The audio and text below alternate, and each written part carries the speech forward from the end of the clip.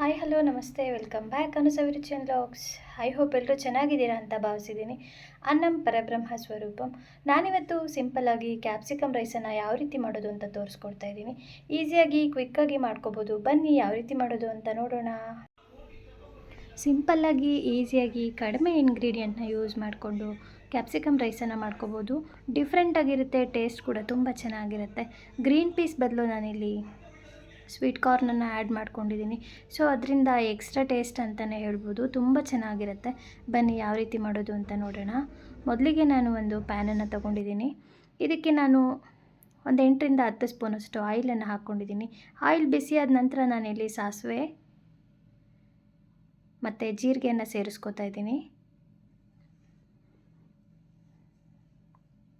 ನೋಡಿ, ಇದು ಚಟಪಟ ಸೌಂಡ್ ಬರ್ತಾ ಇದೆ. ಇವಾಗ ನಾನು ಉದ್ದಕ್ಕೆ ಕಟ್ ಸಣ್ಣದಾಗಿ ಕಟ್ ಮಾಡ್ಕೊಂಡಿರೋ ಅಂಥ ಹಸಿಮೆಣಸನ್ನು ಸೇರಿಸ್ಕೊತಾ ಇದ್ದೀನಿ. ಇದು ಸ್ವಲ್ಪ ರೋಸ್ಟ್ ಆಗಬೇಕು.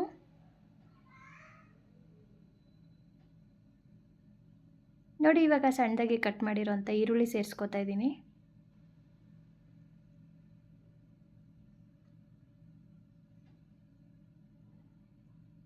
ನಾನೀಗ 4 ಈರುಳ್ಳಿಯನ್ನು ತೊಗೊಂಡಿದ್ದೀನಿ.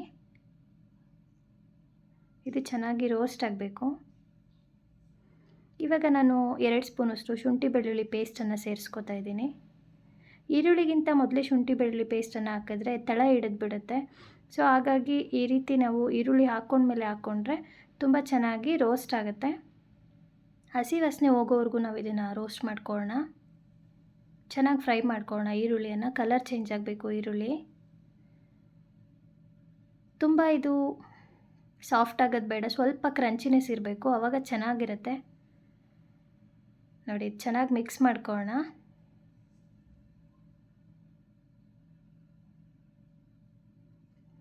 ಹಾಗೆಯೇ 3 ಅಥವಾ 2 ದೊಡ್ಡ ಕ್ಯಾಪ್ಸಿಕಮನ್ನು ನಾನು ಉದ್ದಕ್ಕೆ ಕಟ್ ಮಾಡ್ಕೊಂಡು ಇಟ್ಕೊಂಡಿದ್ದೀನಿ. ನೋಡಿ, ಈ ರೀತಿ ನಾನು ಅದನ್ನು ಕೂಡ ಇವಾಗ ಸೇರಿಸ್ಕೊತಾ ಇದ್ದೀನಿ. ಮಿಕ್ಸ್ ಮಾಡ್ಕೊಳ್ಳೋಣ. ಲಂಚ್ ಬಾಕ್ಸ್ಗೂ ಕೂಡ ಇದು ತುಂಬ ಚೆನ್ನಾಗಿರುತ್ತೆ ಕ್ಯಾಪ್ಸಿಕಮ್ ರೈಸು. ಹಾಗೆಯೇ ನಾನಿಲ್ಲಿ ಪಿಂಕ್ ಸಾಲ್ಟನ್ನು ಯೂಸ್ ಮಾಡ್ತಾ ಇದ್ದೀನಿ. ಈರುಳ್ಳಿ ಚೆನ್ನಾಗಿ ಬೇಗ ಸಾಫ್ಟ್ ಆಗುತ್ತೆ, ಕ್ಯಾಪ್ಸಿಕಮ್ ಕೂಡ. 1 ಸ್ಪೂನಷ್ಟು ನಾನು ಪಿಂಕ್ ಸಾಲ್ಟನ್ನು ಹಾಕ್ಕೋತಾ ಇದ್ದೀನಿ. ಇವಾಗ ನೀಟಾಗಿ ಮಿಕ್ಸ್ ಮಾಡ್ಕೊಳ್ಳೋಣ.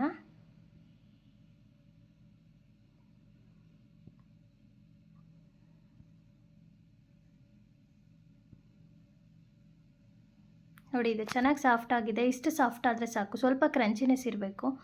ನಾನಿಲ್ಲಿ 4ರಿಂದ 5 ಮೆಣಸಿನ್ಕಾಯಿ ಹಾಕ್ಕೊಂಡಿದ್ದೆ, ಹಸಿಮೆಣಸು. ಇವಾಗ ನಾನು ಅರ್ಧ ಸ್ಪೂನಷ್ಟು ಖಾರದ ಪುಡಿ ಮತ್ತು 1 ಸ್ಪೂನಷ್ಟು ಪೆಪ್ಪರ್ ಪೌಡರನ್ನು ಹಾಕ್ಕೋತಾ ಇದ್ದೀನಿ. ಹಾಗೆಯೇ 1 ಸ್ಪೂನಷ್ಟು ಗರಂ ಮಸಾಲ ಸೇರಿಸ್ಕೊತಾ ಇದ್ದೀನಿ. ಜೊತೆಗೆ 1 ಸ್ಪೂನಷ್ಟು ಉಪ್ಪನ್ನು ಆ್ಯಡ್ ಮಾಡ್ಕೋತಾ ಇದ್ದೀನಿ. ಇದನ್ನು ಒಂದು ಸಲ ಮಿಕ್ಸ್ ಮಾಡ್ಕೊಳ್ಳೋಣ.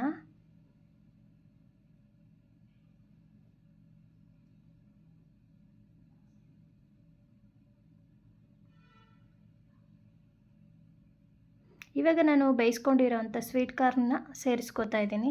ಹಾಗೆಯೇ ಉದ್ರಾಗಿ ನಾನು ಅನ್ನ ಕೂಡ ಮಾಡಿ ಇಟ್ಕೊಂಡಿದ್ದೀನಿ. ನೋಡಿ, ಇದನ್ನು ಚೆನ್ನಾಗಿ ಮಿಕ್ಸ್ ಮಾಡಿಕೊಂಡು, ಗೊಜ್ಜು ಬೇಕಂದರೆ ನಾವು ಸಪ್ರೇಟ್ ಎತ್ತಿಟ್ಕೊಂಡು ಮಿಕ್ಸ್ ಮಾಡ್ಕೋಬೋದು. ನಾನು ಸ್ವಲ್ಪ ಗೊಜ್ಜನ್ನು ತೆಗೆದಿಟ್ಟು ರೈಸ್ ಹಾಕ್ಕೋತಾ ಇದ್ದೀನಿ. ಇದನ್ನು ಚೆನ್ನಾಗಿ ಮಿಕ್ಸ್ ಮಾಡ್ಕೊಳ್ಳೋಣ.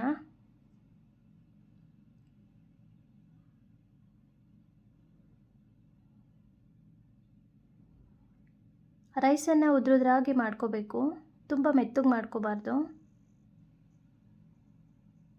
ಮಕ್ಕಳ ಲಂಚ್ ಬಾಕ್ಸ್ಗಂತೂ ಹಾಗೆ ಬ್ಯಾಚುಲರ್ಗಂತೂ ತುಂಬ ಯೂಸ್ಫುಲ್ ಆದಂಥ ರೆಸಿಪಿ ಇದು. ಖಂಡಿತ ತುಂಬ ಇಷ್ಟ ಆಗುತ್ತೆ. ನೋಡಿ, ಈ ರೀತಿ ನೀಟಾಗಿ ಮಿಕ್ಸ್ ಮಾಡಿಕೊಂಡು ಕೊನೆಯಲ್ಲಿ ಕೊತ್ತಂಬರಿಯನ್ನು ಸೇರಿಸ್ಕೊಂಡ್ರೆ ಕ್ಯಾಪ್ಸಿಕಮ್ ರೈಸ್ ರೆಡಿ ಆಗುತ್ತೆ. ಯಾರೆಲ್ಲ ನನ್ನ ಚಾನಲ್ ಸಬ್ಸ್ಕ್ರೈಬ್ ಮಾಡದೆ ನೋಡ್ತಾ ಇದ್ದೀರಾ, ಸಬ್ಸ್ಕ್ರೈಬ್ ಮಾಡ್ಕೊಂಡು ನೋಡಿ. ಪಕ್ಕದಲ್ಲಿರೋವಂಥ ಬೆಲ್ ಐಕನ್ ಕ್ಲಿಕ್ ಮಾಡಿ. ನನ್ನ ಎಲ್ಲ ವಿಡಿಯೋ ನೋಟಿಫಿಕೇಷನ್ ಕೂಡ ನೀವು ಪಡಿಬೋದು. ನೋಡಿ, ಈ ರೀತಿ ಕೊನೆಯಲ್ಲಿ ಕೊತ್ತಂಬರಿಯನ್ನು ಸೇರಿಸ್ಕೊಂಡ್ರೆ ಕ್ಯಾಪ್ಸಿಕಮ್ ರೈಸ್ ರೆಡಿ ಆಗುತ್ತೆ. ನನ್ನ ಈ ವಿಡಿಯೋ ಇಷ್ಟ ಆದಲ್ಲಿ ಹೇಗಿತ್ತು ಅಂತ ಕಮೆಂಟ್ ಸೆಕ್ಷನಲ್ಲಿ ತಿಳಿಸಿ. ಹಾಗೆ ಫ್ಯಾಮಿಲಿ, ಫ್ರೆಂಡ್ಸ್, ರಿಲೇಟಿವ್ಗೆ ಶೇರ್ ಮಾಡಿ. ನಿಮಗೂ ಕೂಡ ಕ್ಯಾಪ್ಸಿಕಮ್ ರೈಸ್ ಖಂಡಿತ ಇಷ್ಟ ಆಗಿರುತ್ತೆ ಅಂತ ಭಾವಿಸಿದ್ದೀನಿ. ಮನೇಲಿ ಒಮ್ಮೆ ಟ್ರೈ ಮಾಡಿ, ತುಂಬ ಟೇಸ್ಟಿಯಾಗಿರುತ್ತೆ. Thank you for watching. Take care, bye.